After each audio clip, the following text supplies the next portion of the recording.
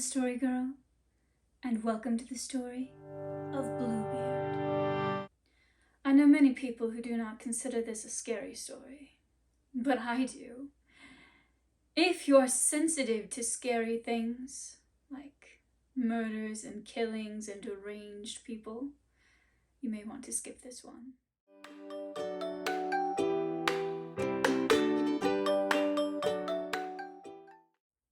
There once was a young woman who found herself being courted by a strange man, a man a bit older than she, a recent widower who had lost his wife a mere months before he turned his attentions to her.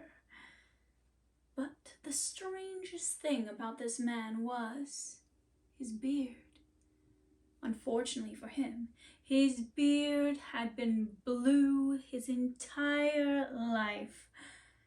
And because of this, people tended to shy away from him.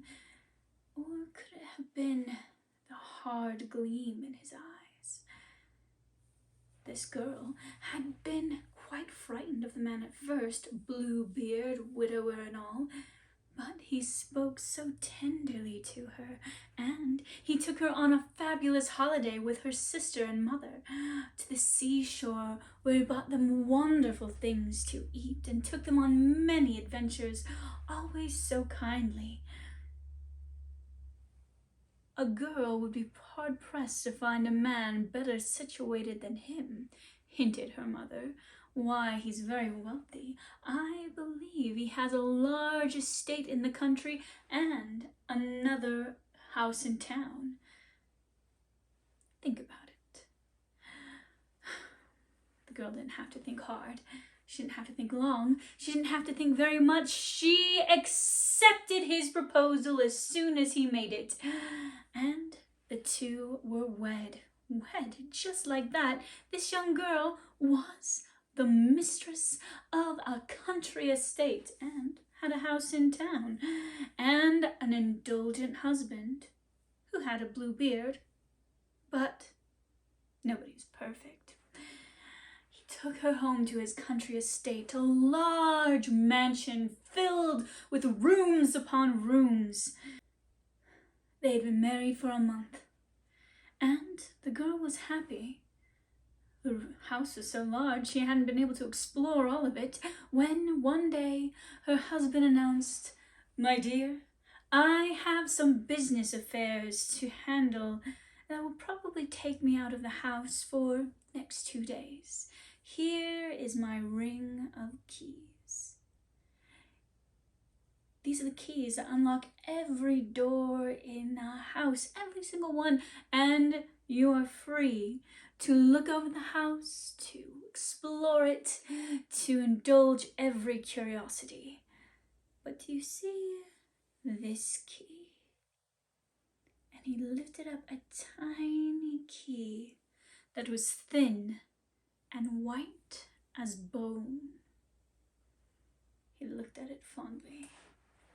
This key opens a small closet, a mere nothing, that is at the back of the house. You must never open that door. Do you understand? The young wife was terrified of the hard glint in his eye that had come over in just a few seconds. "Yes, I understand," she said, a little giggle, trying to laugh it off. "I shall know if you have disobeyed me, my wife," said Bluebeard, and he handed the ring of keys to his wife, gave her a peck on the cheek, and left the manor.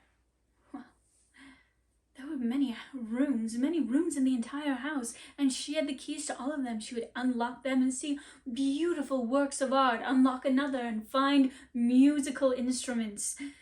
But even though there were so many rooms, more than she could look over in just 2 days, the only room she wanted to see was that room, the closet at the back of the house. Why didn't he want her to see what was inside? She had the key. She could go and just take a peek. He would never find out. He would never know. No, surely not. She would obey him. She would not. Oh, but that room, it could be full of something wonderful he's trying to keep from her. Perhaps he told her about the key because he wanted her to look. The more and more she thought of this, the more and more excited she became, till she snatched up the ring of keys and rushed off to the back of the house and found the little closet door with the handle intricately carved, also as white as bone. Her hand trembling a bit for excitement, she placed the key inside of the lock and turned it. It clicked easily enough. She took hold of the handle, peeked. And what she saw made her scream. What she saw made her heart tremble. What she saw made her whole body tremble furiously. What she saw in that room were 7 bodies hanging by their hands from the walls, each body of a young woman, dead, slit at the throat,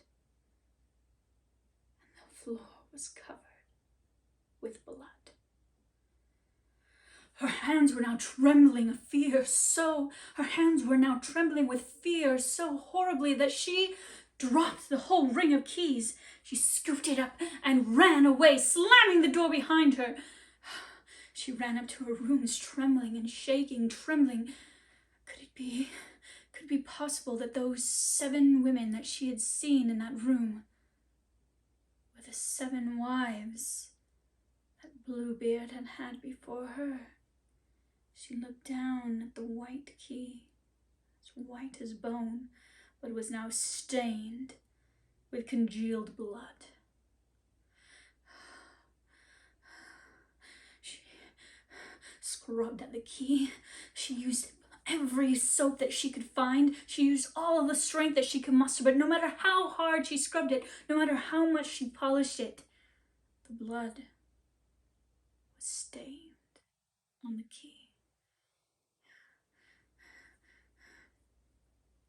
She took the key off of the ring and slipped it into her pocket.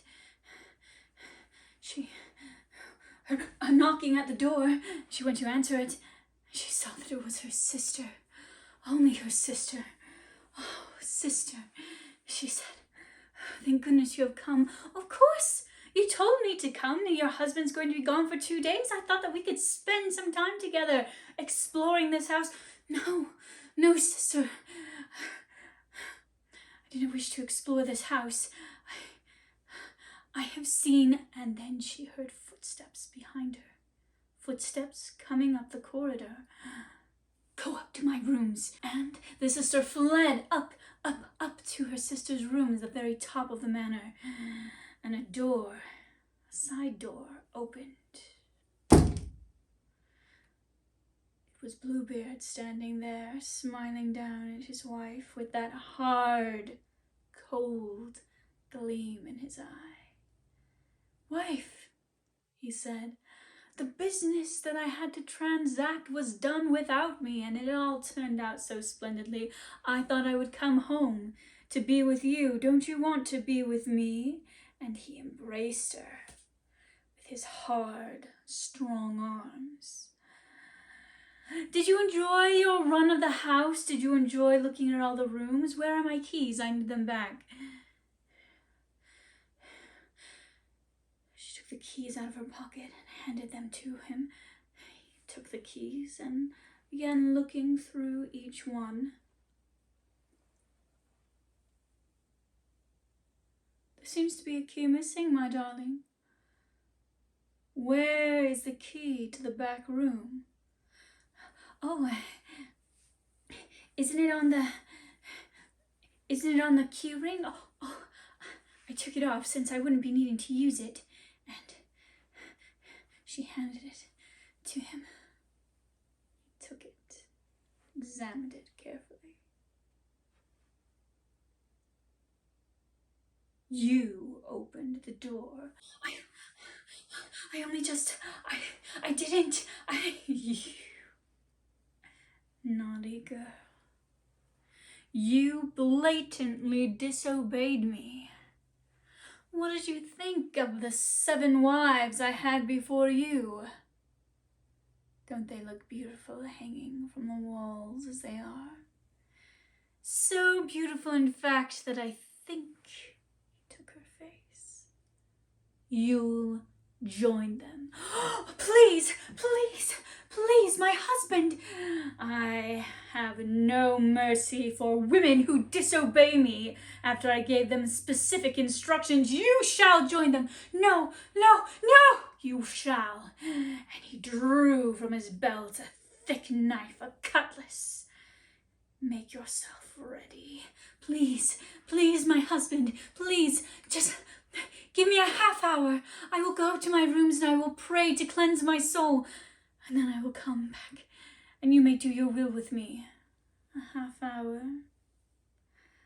I can bear that, said the husband, but only that much time. Go. And she scampered up the stairs, all the way up to where her sister was waiting in her room. Oh, sister, sister, what am I to do? My husband has a sword. Why, my sister, said the sister of the wife.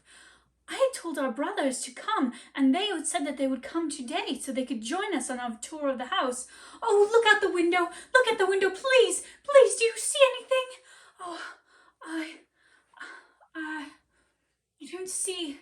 I see the sun. It's so bright outside. No, I don't see anything. Oh, no. Look again. Look out the window again. I see a cloud of dust. It's only a herd of sheep. No! I waited and waited and waited, and the time ticked by. Look again, sister. The sister looked out the window. I see a cloud of dust. It is 2 horses. I'm sure it is. Oh, wave to them. Signal to them to come faster. Wife, came this booming voice, shouting through the manor, making the windows rattle. I am coming up. No, no. She heard the ominous boom of a step on the stairs, and then another boom. The footsteps of her husband coming with his sword in hand. Boom! Boom! Boom! Until he had come to the door of her rooms. Boom! He burst open the door. Your time has come, my dear. My husband, please, please forgive me. I have no mercy. She begged and pleaded and wept. Her begging would have melted a stone, but his heart was harder than stone. He grabbed her by the hair and held his sword to her throat.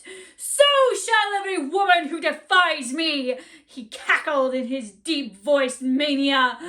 But before he could strike, there came the sound of 2 pairs of feet running up the stairs, swords being drawn from their scabbards.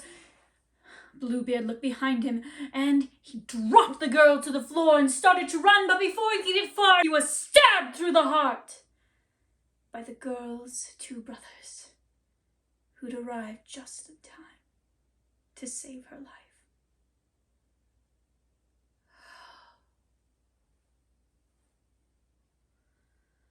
Bluebeard was gone, leaving a poor, trembling, frazzled young wife who inherited the manor, the house in town, all of his money. The young girl